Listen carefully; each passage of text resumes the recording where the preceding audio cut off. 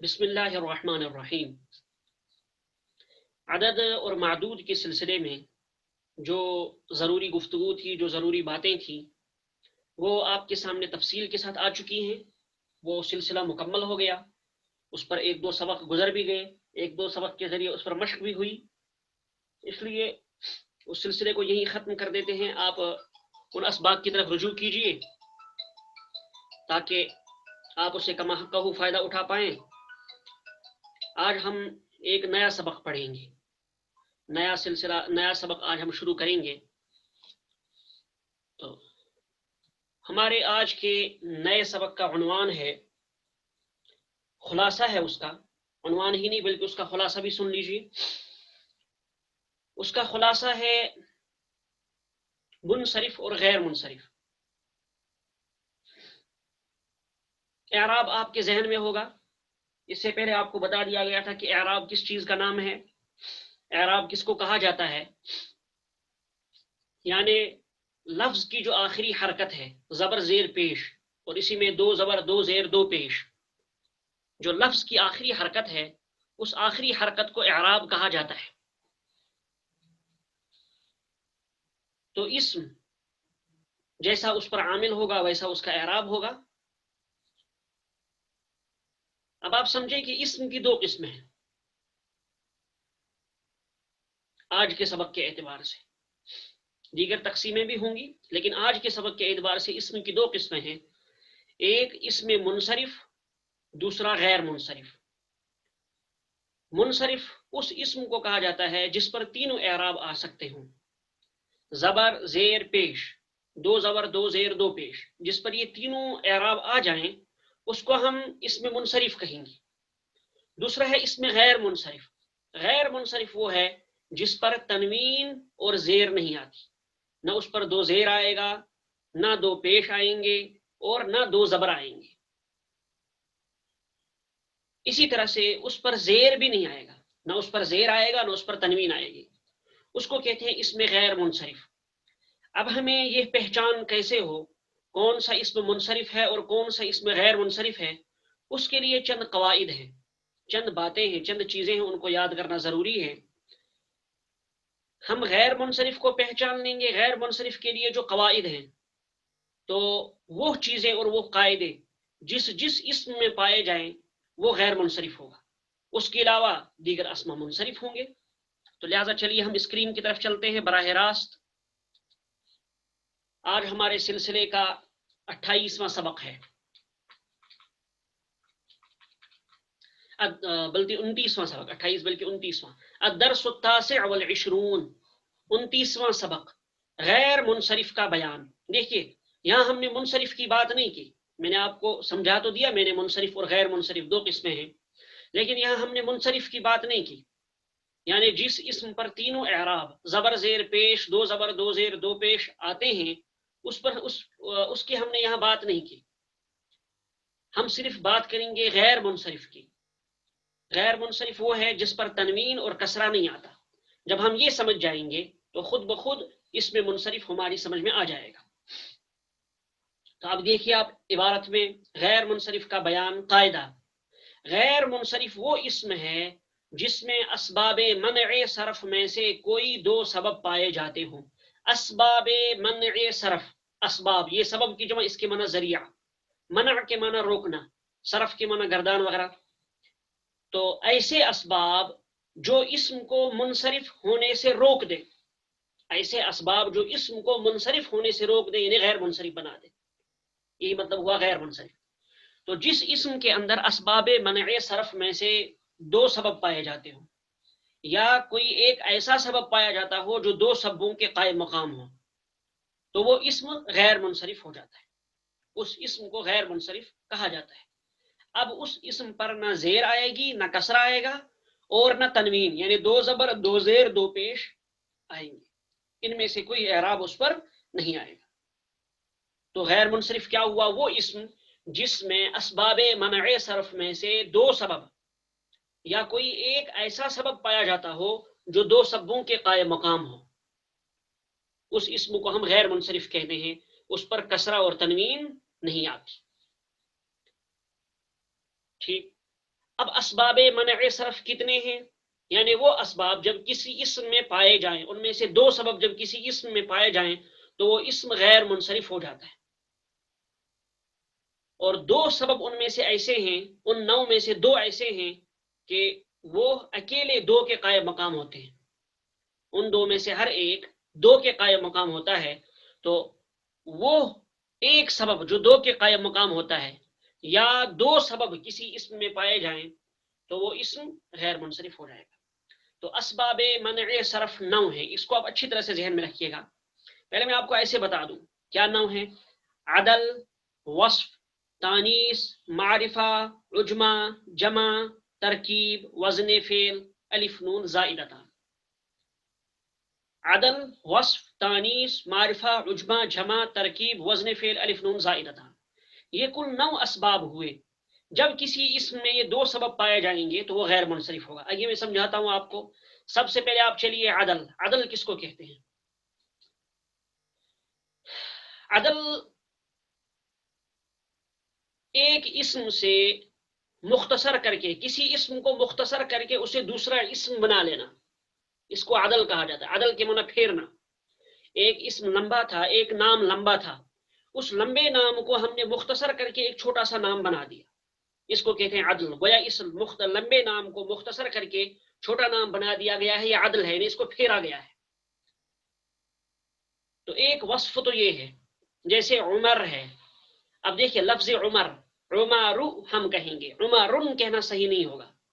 اسی طرح سے جہاں اس پر زیر آنا ہو وہاں اس پر زبر ہی آئے گا۔ یہ جو غیر منصرف ہوتا ہے، غیر منصرف میں جہاں زیر آنا چاہیے آخری حرف پہ اس پر زبر ہی آتا ہے۔ مثلا اس پر ہم حرف جار میں سے کوئی ایک حرف داخل کریں، فی عمر، اب فی جب ہم نے داخل کیا، اس کا تقاضا یہ تھا کہ ہم اس کے آخر میں یہاں لکھ دیتا ہوں آپ کی سہولت کے لیے، جیسے ہم مثال کے طور پر اس پر ہم فی حرف جار داخل کریں تو ہم لکھیں گے فی عمارہ۔ دیکھیے عمارہ، فی کا تقاضا یہ تھا کہ ہم عماری کہتے، فی کا تقاضا تھا ہم عماری کہتے، لیکن چونکہ عمر غیر منصرف ہے اس لیے ہم عماری نہ کہہ کر یہاں زیر کی جگہ پر زبر ہی زیر کی جگہ پر بھی کیا لگائیں گے؟ زبر لگائیں گے، عمارہ ہو جائے گا۔ اسی طرح سے عمرن کہنا بھی درست نہیں ہے، کیوں؟ کیونکہ یہ غیر منصرف ہے۔ پہلے آپ ان اسباب کو سمجھیں، پھر میں آپ کو بتاتا ہوں کہ اس میں سے کون کون سا سبب پایا جا رہا ہے۔ تو پہلی چیز عدل، یعنی ایک اسم کو جو لمبا تھا اس کو مختصر کر کے چھوٹا بنا دیا، جیسے عمر یہ عامر سے بنا ہے، اصل میں تھا یہ عامر، عامر میں الف گرا دیا تو عمر ہو گیا، اس لیے عمر عدل، ایک وصف اس کے اندر عدل پایا جاتا ہے، اسباب منع صرف میں سے ایک سبب۔ دوسرا سبب جو غیر منصرف کا ذریعہ ہوتا ہے وہ ہے وصف۔ وصف جس میں صفت کے معنی ہوں، وصف وہ اسم کہلاتا ہے جس میں صفت کے معنی ہوں، یعنی جس کی ذات کے اندر صفت کے معنی ہوں، جیسے لفظ احمرو، احمرو کے معنی سرخ ہونا، سرخ، احمر سرخ ہونا۔ اب دیکھیے کسی چیز کا کالا ہونا، گورا ہونا، احمر، اسود، اسود کے معنی سفید ہونا، ابیض، ابیض کے معنی اسود کے معنی کالا ہونا، ابیض کے معنی سفید ہونا، احمر کے معنی سرخ ہونا۔ سرخ ہونا، کالا ہونا، گورا ہونا، پیلا ہونا، نیلا ہونا، یہ سب کے سب ایسے اسما ہیں جن کے اندر صفت کے معنی پائے جاتے ہیں۔ یہ کالا ہونا، گورا ہونا، سفید ہونا وغیرہ وغیرہ ہونا، یہ سب کیا ہے؟ صفات ہے۔ تو جس لفظ کے اندر صفت کے معنی پائے جاتے ہوں اس کو وصف کہا جاتا ہے۔ تو اسباب منع صرف میں سے دوسرا سبب کیا ہے؟ وصف۔ تیسری چیز ہے تانیث، مؤنث ہونا، جس میں علامت تانیث ہو، وہ اسم جس میں علامت تانیث ہو یا کسی مؤنث کا نام ہو۔ علامت تانیث کہ اس کے آخر میں گولتا ہو، ٹھیک؟ اسی طرح سے علامت تانیث اس کے آخر میں الف مقصورہ ہو، الف مقصورہ آگے آپ پڑھیں گے۔ تو یہ علامت تانیث ہے۔ تو جس اسم کے آخر میں، جس اسم کے اندر علامت تانیث پائی جا رہی ہو، یا اگر لفظاً اس میں کوئی تانیث کی علامت نہیں ہے لیکن وہ کسی مؤنث کا نام ہے، کسی عورت کا نام ہے وغیرہ، تو اس کو بھی ہم مؤنث کہیں گے۔ تو مؤنث ہونا یہ بھی غیر منصرف ہونے کی علامت ہے، جیسے زینب۔ اب زینبن کہنا درست نہیں ہوگا، زینبن کہنا درست نہیں ہوگا، بلکہ ہم اس کے آخر میں ایک پیش لگائیں گے، زینب۔ محمد کاظم صاحب آپ اپنی ویڈیو بند کر دیں ورنہ آپ کو ریموو کر دیا جائے گا.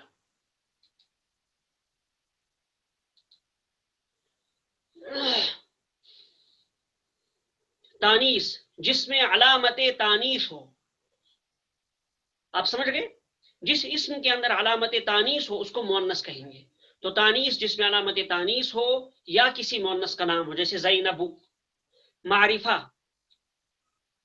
چوتھی چیز کیا ہے؟ معرفہ. معرفہ یعنی علم ہو، علم کسی متعین شخص وغیرہ کا نام ہو، جیسے احمد. احمدن کہنا درست نہیں ہے، احمد. پانچویں چیز عجمہ. عجمہ کا مطلب یعنی عجمی لفظ ہو، یعنی غیر عربی لفظ ہو. عربی لفظ نہ ہو بلکہ عجمی لفظ ہو، غیر عربی لفظ ہو، جیسے ابراہیم، یعقوب. یہاں میں آپ کو ایک بات بتا دیتا ہوں، احمد کے علاوہ نحویین نے کہا ہے تمام انبیاء کے نام عجمی ہیں، تو لہٰذا وہ سب کے سب نام کیا ہوں گے؟ غیر منصرف ہوں گے سوائے چند اسما کے. تو ابراہیم، یعقوب. ابراہیم یہ بھی غیر عربی لفظ ہے، عبرانی زبان کا لفظ ہے. یعقوب یہ بھی عبرانی زبان کا لفظ ہے، تو غیر عربی ہے.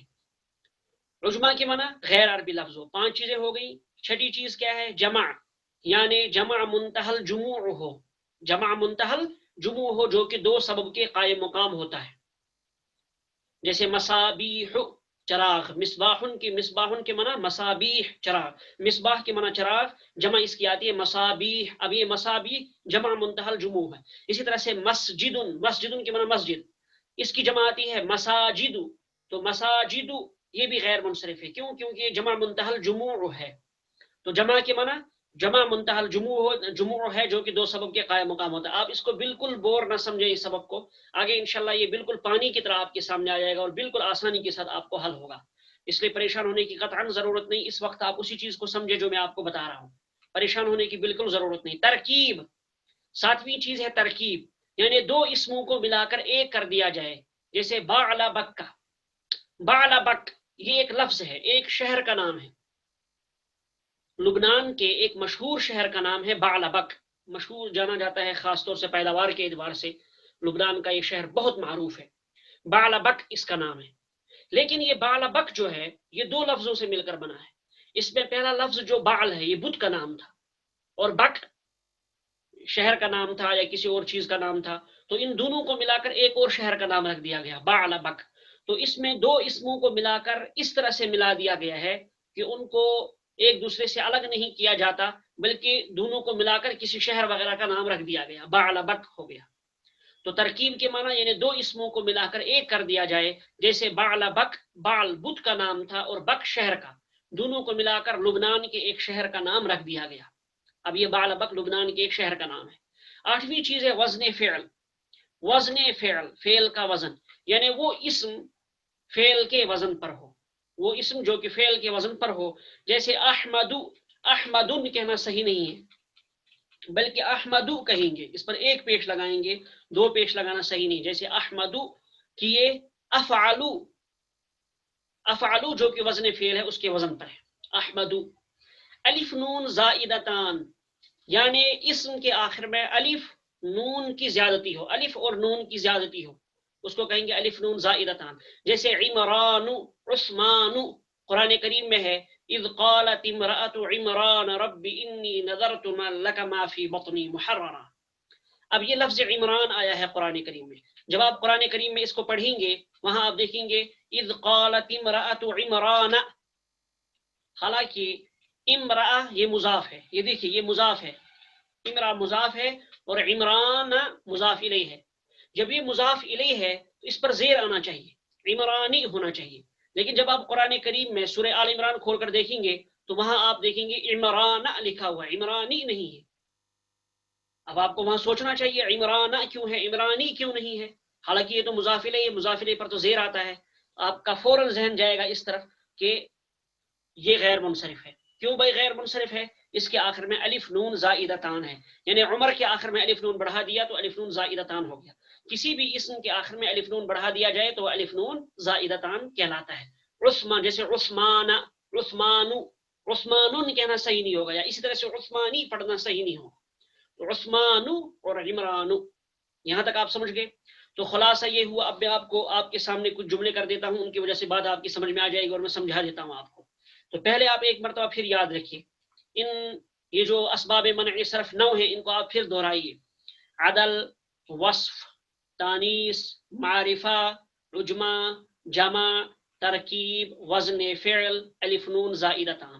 پھر شروع سے چلیے: عدل، وصف، تانیث، معرفہ، عجمہ، جمع، ترکیب، وزن فعل، الف نون زائدتان. اسی طرح سے آپ نے ان کو یاد کرنا ہے، پھر ان کے اس معنی کو سمجھنا ہے اور ذہن میں بٹھانا ہے، بس بات ختم. اتنا ہی ہے کام. اب آگے چلیے، اب ہم دیکھیں گے کہ کس اسم میں کون کون سا سبب پایا جاتا ہے جس کی وجہ سے وہ غیر منصرف ہو گیا. یہ اب جتنے بھی جملے آپ کے سامنے آئیں گے، ان تمام میں ان اسما کو ذکر کیا گیا ہے جو کہ غیر منصرف ہیں. تو غیر منصرف ہونے کی وجہ سے ان کے آخر میں تنوین نہیں آئے گی، بلکہ 2 پیش نہیں آئیں گے، بلکہ ایک ہی پیش آئے گا: زینب، مریم، عائشہ وغیرہ وغیرہ. تو اب آپ نے یہ غور کرنا ہے ان اسما میں سے کس اسم میں کون سا سبب پایا جاتا ہے جس کی وجہ سے وہ غیر منصرف ہے. تو سب سے پہلے چلیے ہم یہاں سے شروع کرتے ہیں، وقت بہت کم ہے اس لیے بس مختصرا. زینب، بتائیے کیا کیا چیز ہے اس میں؟ تانیس، تیسری چیز آپ نے پڑھی تھی تانیس، نمبر 1 اس میں تانیس ہے. اور عدل، وصف، تانیس، معرفہ، ایک چیز پڑھی تھی آپ نے معرفہ یعنی علم ہونا، علم یعنی کسی شخص کا نام ہے. اب دیکھیے زینب شخص کا نام یعنی عورت کا نام ہے، دوسری چیز یہ مؤنث ہے، تو 2 سبب اس میں پائے گئے. تو جس اسم کے اندر اسباب منع صرف میں سے 2 سبب پائے جائیں وہ غیر منصرف ہوتا ہے. زینب کے اندر 2 سبب پائے گئے، ایک یہ کہ مؤنث ہے کیونکہ عورت کا نام ہے، دوسری چیز یہ کہ یہ علم ہے کیونکہ شخص کا نام ہے، اس لیے زینب غیر منصرف. اس طرح سے مریم، مریم میں بھی کیا ہے؟ مریم عورت کا نام ہے، تو پہلی چیز کیا پائی گئی اس میں؟ تانیث. دوسری چیز اس کے اندر کیا ہے؟ دوسری چیز اس کے اندر علم یعنی شخص کا نام ہونا، علم کسی متعین شخص کا نام ہو. تو زینب اور مریم. عائشہ، تو عائشہ میں بھی بالکل یہی 2 چیزیں ہیں، تانیث اور علمیت پائی جا رہی ہے. مکہ، تو مکہ بھی غیر منصرف ہے. کیوں؟ جگہ کا نام ہے، جگہ کا نام مؤنث ہوتا ہے، ایک چیز تو اس میں یہ ہے. اور دوسرا یہ ہے کہ متعین شہر کا نام ہے، جب متعین شہر کا نام ہے تو علمیت پائی گئی اس میں. تو مکہ تو یہی معاملہ ہے جدہ میں. تو ان تمام اسما میں علمیت اور تانیث پائی جاتی ہے، اس وجہ سے یہ غیر منصرف ہے. نیچے چلیے: حمزہ، اسامہ، معاویہ، طلحہ، ان تمام اسما میں بھی یہی 2 چیزیں پائی جاتی ہیں. حمزہ شخص کا نام لہذا علمیت، اسامہ شخص کا نام لہذا علمیت، معاویہ شخص کا نام علمیت، طلحہ شخص کا نام لہذا علمیت پائی جا رہی ہے. ایک سبب تو یہ ہے. دوسرا سبب ان کے اندر کیا ہے؟ حمزہ کے آخر میں گولتا ہے، علامت تانیث پائی، اگرچہ یہ کسی عورت کا نام نہیں ہے لیکن آخر میں گولتا ہے، تانیث کی علامت پائی جا رہی ہے. اسی طرح اسامہ کے آخر میں گولتا، معاویہ کے آخر میں گولتا، طلحہ کے آخر میں گولتا. تو ان کے اندر بھی یہی 2 سبب پائے گئے، ایک علمیت، دوسرا تانیث، کیونکہ ان کے آخر میں تانیث مؤنث کی علامت یعنی گولتا ہے. تو جس اسم کے اندر علمیت اور تانیث پائی جائے تو 2 سببوں کے پائے جانے کی وجہ سے وہ کیا ہوگا؟ غیر منصرف ہوگا. سمجھتے چلیے: عثمان، عفان، سفیان، مروان، نعمان. الف ابھی بھی آپ نے پڑھا آخر میں بالکل نئی چیز، الف نون زائدتان، عمران، عثمان. تو نواں سبب کیا ہے؟ الف نون زائدتان ہو. اب دیکھیے عثمان، عفان، سفیان، مروان، نعمان، ان سب کے آخر میں الف نون زائدتان ہے. ایک سبب تو یہ ہے. دوسرا یہ ہے کہ یہ سب کے سب اشخاص کے نام ہیں، لوگوں متعین آدمیوں کے نام ہیں، لہذا علمیت پائی گئی. تو علمیت اور الف نون زائدتان کے پائے جانے کی وجہ سے غیر منصرف. آگے چلیے: کسلان، عطشان، جوعان، شبعان.